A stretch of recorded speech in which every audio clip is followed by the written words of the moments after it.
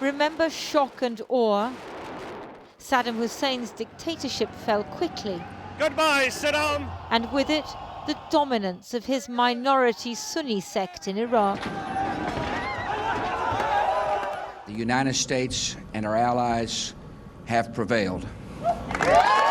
Scarcely. As the Americans celebrated, a rebellion against US occupation was brewing.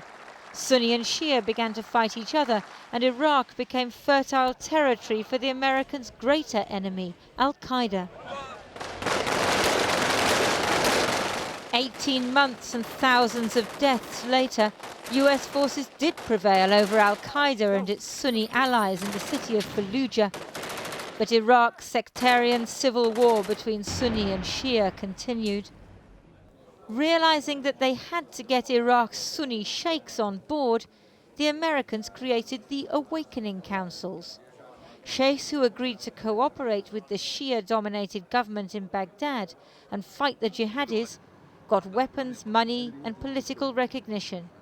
It worked. Al-Qaeda in Iraq was beaten, for now. But Nouri al-Maliki, who the Americans had pushed forward for election as prime minister, was not a man to bridge Iraq's sectarian and political divides. After the 2010 elections, backed by Iran, he refused to cooperate with Sunni politicians. He drove some into exile, imprisoned their supporters, and stopped paying the Awakening Councils. Disaster was in the offing. But we're leaving behind a sovereign, stable and self-reliant Iraq. When the last American soldiers left, the way was clear for Prime Minister Maliki to consolidate Shia power, further alienating Iraq's Sunnis and their regional ally Saudi Arabia.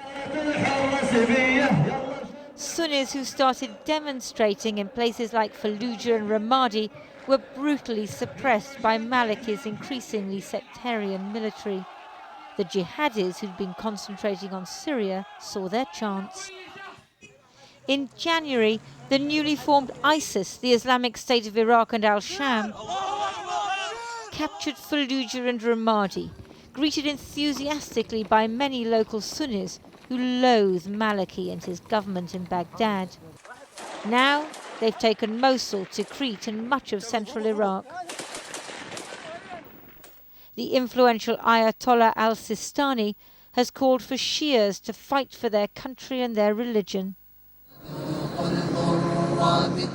The danger now is that sectarian war will not be confined to Iraq, but pull in rival regional powers, Shia Iran against Sunni Saudi Arabia, in a conflict that could engulf the entire region.